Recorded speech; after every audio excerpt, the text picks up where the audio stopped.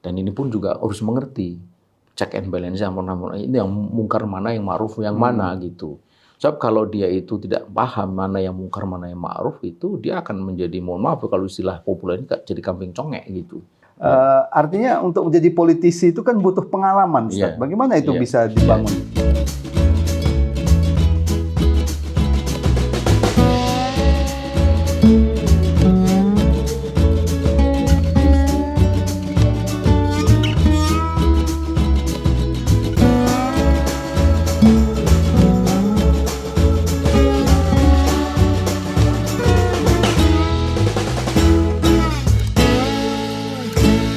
Bismillahirrahmanirrahim. Assalamualaikum warahmatullahi wabarakatuh. Waalaikumsalam warahmatullahi wabarakatuh. Pemirsa, kembali kita bertemu dalam program Focus to the Point.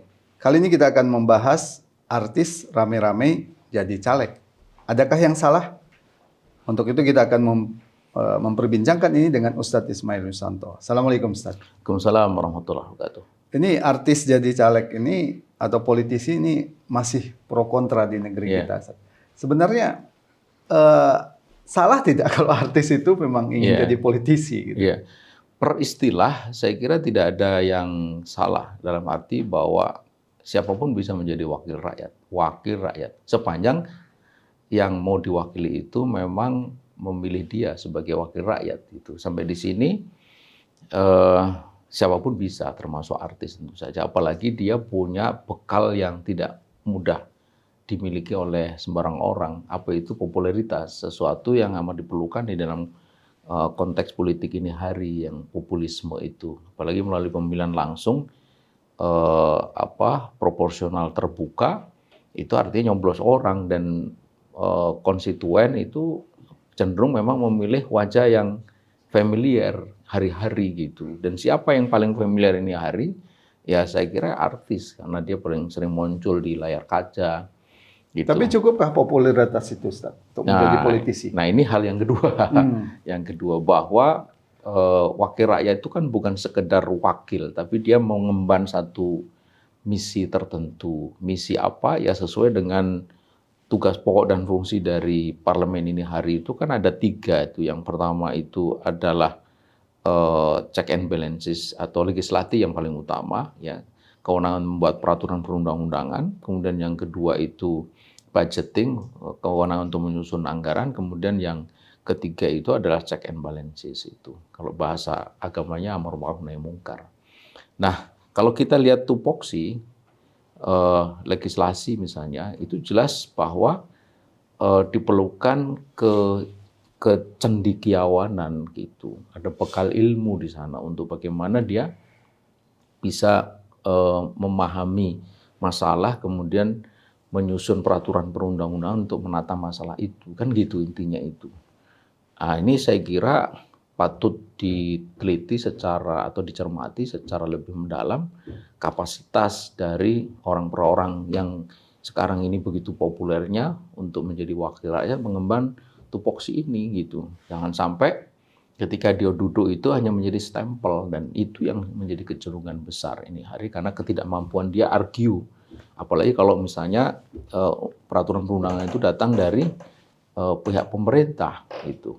Dan saya kira ini yang menjadi persoalan besar negeri ini. Karena itulah maka kemudian ada banyak peraturan perundang-undangan itu yang muncul secara aneh, ya, dramatis, ya. Misalnya disahkan sementara anggota parlemennya tidak megang gitu. Sudah disahkan dirubah-rubah. Lalu disahkan bertentangan dengan undang-undang sebelumnya, misalnya undang-undang minerba itu gitu. Ada banyak lagi yang lain. Pertanyaannya adalah ini wakil rakyat itu kerja apa enggak gitu. Paham apa enggak dengan ini semua. Nah, itu yang sementara ada pertanyaan, apakah selama ini mereka memang menekuni hal-hal seperti itu kan? Ketika jadi artis kan hal-hal tersebut nyaris tidak banyak berkaitan dengan mereka, ya. Kecuali dulu mungkin mereka aktivis mahasiswa gitu. Artinya untuk menjadi politisi itu kan butuh pengalaman, Ustaz. Bagaimana itu bisa dibangun? Justru di situ masalahnya gitu. Secara substansial jelas kita mesti berpikir sampai ke hal-hal seperti itu gitu. Apalagi kalau kemudian kita bicara tentang pertanggungjawaban. Jadi bahwa kita dipilih itu kan mengemban satu misi tertentu. Ketika itu tidak terlaksana, apalagi kemudian mengkhianati orang yang diwakili gitu, maka ini jadi persoalan bukan hanya di sini tapi nanti gitu. Apalagi kalau kemudian dia melegitimasi begitu saja peraturan perundang-undangan yang bertentangan dengan kepentingan rakyat atau bertentangan dengan ketentuan agama gitu. Ya, tadi Ustaz, kita bergeser ke politisi Islam ya. Karena ada juga mungkin yang mencalonkan diri lewat partai-partai yang berbasis kelompok Islam atau berbasis sebutlah Islam gitu ya. Apa sebenarnya syarat utama politisi dalam pandangan Islam? Iya. Jadi ketika kita bicara tentang wakil dan yang mewakili itu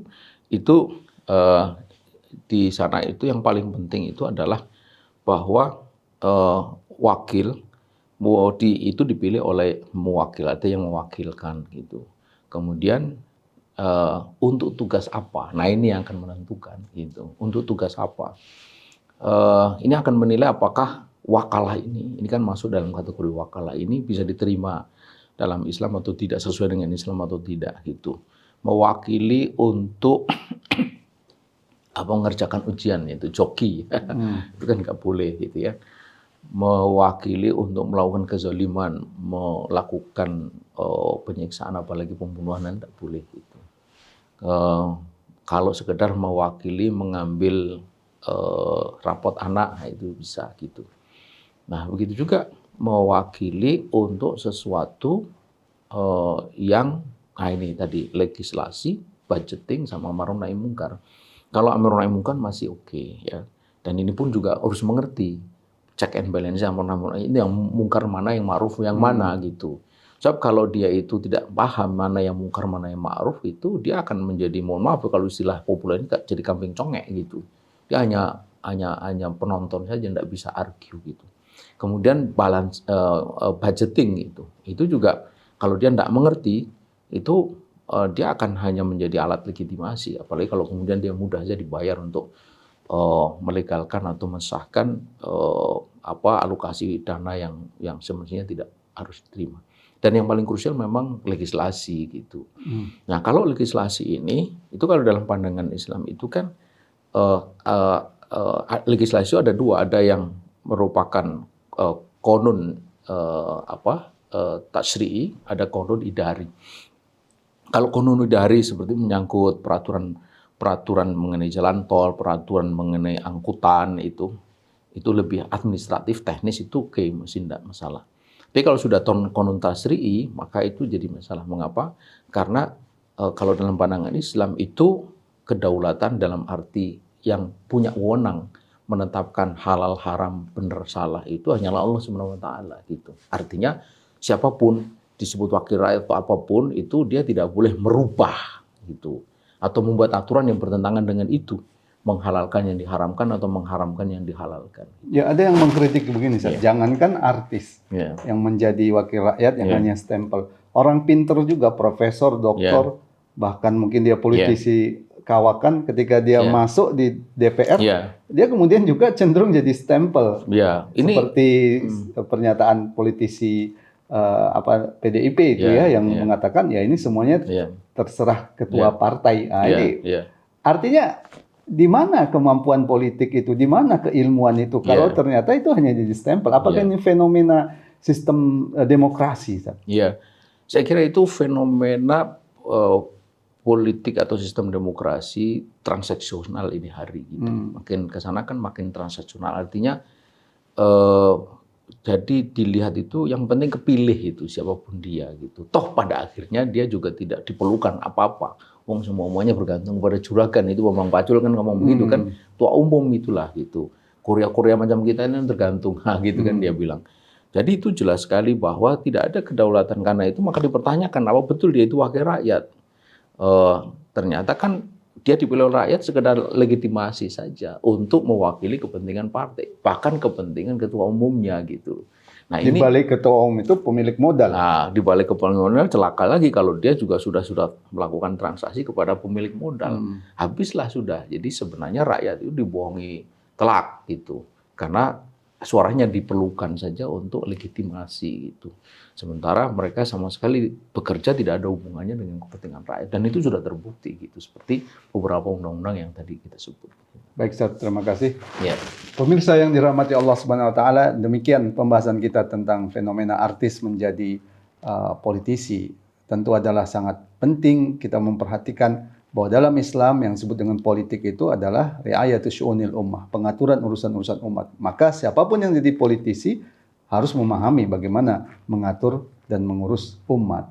Kalau politisi Islam tentu harus berdasarkan syariat Islam. Dan Rasulullah telah mewanti-wanti kita tentang adanya ruwaibidah. Siapa ruwaibidah itu?